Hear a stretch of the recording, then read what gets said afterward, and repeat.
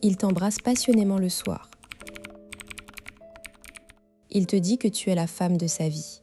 Mais quand tu prononces le mot avenir, son regard se vide, ses épaules se figent et il change de sujet comme s'il avait entendu un bruit suspect. Tu passes des nuits à googler pourquoi il ne veut pas s'engager alors qu'il m'aime. Et Google te renvoie des articles qui te disent qu'il a peur ou qu'il n'est pas prêt.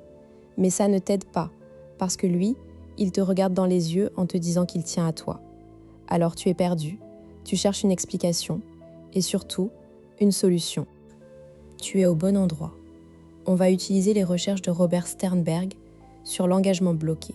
Tu vas comprendre pourquoi un homme peut ressentir de l'intimité et de la passion, mais refuser la décision d'engagement. Et surtout, tu vas apprendre 3 techniques concrètes pour sortir de l'impasse, pour arrêter d'attendre et reprendre le pouvoir sur ta vie amoureuse. Le grand mensonge qu'on te raconte, c'est que l'engagement est une question de sentiment. S'il m'aime vraiment, il s'engagera. Tu as déjà entendu ça 100 fois, mais c'est faux.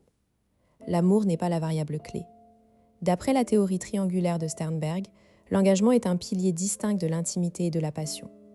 Un homme peut ressentir un lien profond, intimité, une attirance physique forte, passion, mais avoir une décision d'engagement bloquée par des croyances, des peurs ou des schémas inconscients. Le problème n'est pas qu'il ne t'aime pas assez. Le problème est que le mécanisme de l'engagement est court-circuité. On te vend aussi l'idée que c'est une question de temps. Donne-lui du temps, il va mûrir. Mais Sternberg montre que l'engagement, sans travail actif sur les résistances, ne se développe pas tout seul. Au contraire, plus le temps passe dans une relation sans engagement explicite, plus la dynamique se fige dans un statu quo confortable pour lui, destructeur pour toi. Le temps ne guérit pas la peur de s'engager. Il l'installe. Le mécanisme caché s'appelle l'engagement bloqué. Sternberg, 1986, a identifié que l'engagement se compose de 2 sous-parties. La décision à court terme d'aimer quelqu'un, je t'aime, et la décision à long terme de maintenir cet amour, nous allons construire un avenir. Chez certains hommes, ces 2 décisions se dissocient, il peut prendre la première, mais la seconde est verrouillée. Ce blocage vient souvent de croyances du type « l'engagement c'est la perte de liberté », « l'engagement c'est l'échec assuré car mon père a souffert » ou « je ne suis pas assez bien pour être un bon partenaire à long terme ». Ces croyances agissent comme un logiciel antivirus émotionnel. Dès que le mot « avenir » apparaît, il active un bouclier. Concrètement, son cerveau associe engagement à danger, contrainte ou mort de l'amour-passion. Ce n'est pas de la mauvaise volonté, c'est un conditionnement. Mais ça ne veut pas dire que tu dois l'accepter. Parce que ce conditionnement, s'il n'est pas conscientisé et travaillé, va te piéger dans une relation asymétrique où tu donnes tout et lui gardes la porte entrouverte. Prenons un cas concret.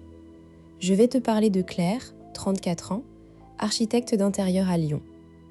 Claire est une femme brillante, indépendante, qui a rencontré Thomas, 38 ans, chef de projet dans une start-up. Très vite, la complicité est intense.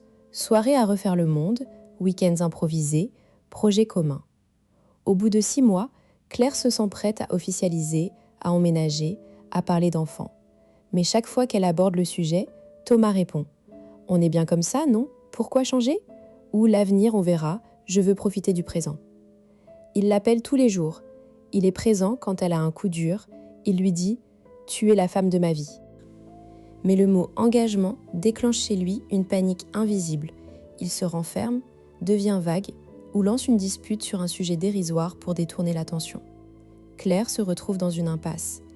Elle a l'impression d'être aimée, mais pas choisie. Claire a consulté une amie qui lui a dit « Il a peur, laisse-lui du temps ». Elle a attendu encore 1 an. Résultat, Thomas n'a pas changé. Au contraire, il est devenu encore plus confortable dans sa position, il a tout de la vie de couple sans la responsabilité. Pendant ce temps, Claire a reporté ses propres projets. Acheter un appartement, changer de job, partir en voyage. Elle était en stand-by. Le piège était parfait. Pour décoder cette situation dans ta propre vie, observe les signes suivants. Premier signe, il tient à toi de façon constante, mais il refuse toute discussion concrète sur l'avenir, emménagement, mariage, enfants, projet à 2 à plus de 6 mois. Deuxième signe, il utilise des phrases comme « je ne sais pas » ou « pas maintenant » ou « je ne suis pas prêt » sans jamais donner de conditions ou d'échéances. Troisième signe, Il est présent émotionnellement, mais absent structurellement. Il te soutient dans les moments difficiles, mais ne t'intègre pas dans ses décisions de vie. Carrière, lieu de vie, finances. Si tu coches au moins 2 de ces signes, tu es probablement dans une relation à engagement bloquée. Pourquoi est-ce important de comprendre ça ? Parce que tant que tu restes dans l'ambiguïté, tu abandonnes ton propre pouvoir de décision. Tu mets ta vie en pause pour quelqu'un qui ne s'engage pas et tu normalises une relation déséquilibrée. Les conséquences à long terme sont lourdes. Perte d'estime de soi, frustration chronique et surtout risque de passer des années dans une impasse affective alors que tu aurais pu rencontrer quelqu'un d'aligné. Quand tu comprends que le problème n'est pas ton amour, mais son mécanisme de blocage, tu changes de stratégie. Tu arrêtes de le convaincre et tu changes la donne. Je vais te donner 3 techniques concrètes, issues de la psychologie cognitive et des travaux sur l'engagement, pour faire sortir ton partenaire de sa position de confort. Technique 1. La confrontation douce du cadre. C'est simple, tu poses une conversation cadre, une fois, pas en mode ultimatum, mais en mode examen. Tu prends un moment calme et tu dis « Thomas, je tiens à toi et je sens que notre relation est importante. Pour que je me sente en sécurité, j'ai besoin de savoir où tu te vois dans nos projets d'avenir. Pas des détails précis, mais une direction. Je ne te demande pas une réponse aujourd'hui, mais j'ai besoin qu'on pose le sujet sur la table et qu'on y revienne d'ici 1 mois.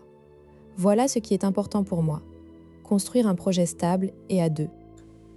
Toi, qu'est-ce que tu ressens ? Cette confrontation n'est pas une attaque, c'est une invitation à sortir de l'évitement. L'objectif est de rendre le sujet incontournable sans créer de menaces.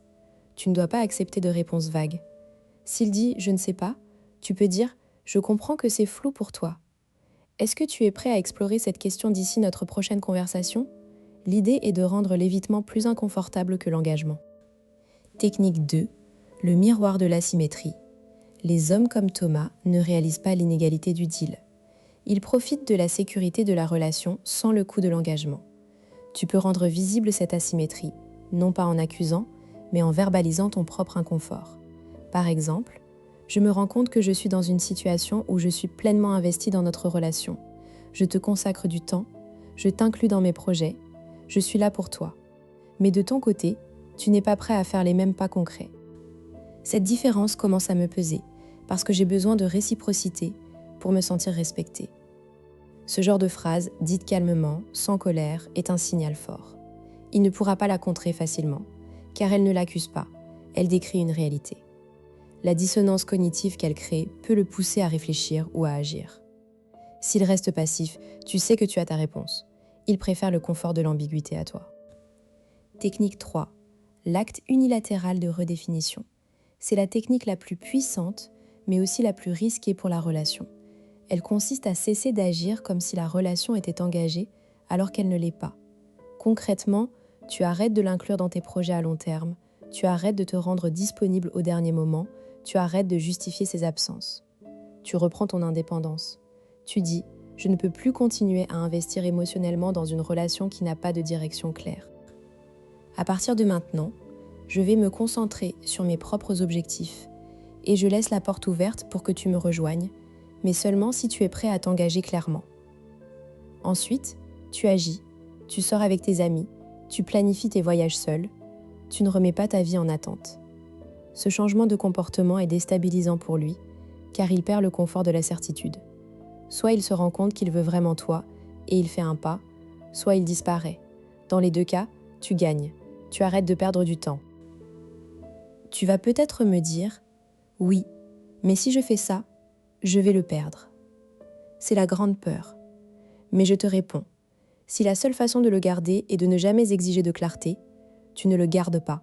Tu le loues en attendant que quelqu'un d'autre prenne sa place dans sa vie. Le vrai risque, c'est de rester des années dans une relation bancale.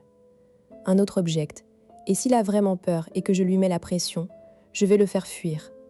Je te réponds, la peur ne se guérit pas en faisant semblant qu'elle n'existe pas. La confronter avec bienveillance peut le pousser à la dépasser. S'il fuit au premier vrai questionnement, il n'était pas prêt. Et toi, tu mérites mieux que d'être un pansement pour ses insécurités. Alors, on remonte au début. Tu te rappelles de cette sensation de lire Google pour comprendre pourquoi il tient à toi mais ne s'engage pas ? Maintenant, tu sais que ce n'est pas un problème d'amour, mais un blocage sur la décision d'engagement. Et tu as 3 outils pour en sortir. Tu n'as plus besoin d'attendre. Tu as le pouvoir de changer la dynamique, maintenant. Si tu veux continuer à décoder les mécanismes cachés des relations, abonne-toi, active la cloche et laisse un commentaire pour me dire quels signes d'engagement bloqué as-tu déjà observé. Ensemble, on arrête de subir.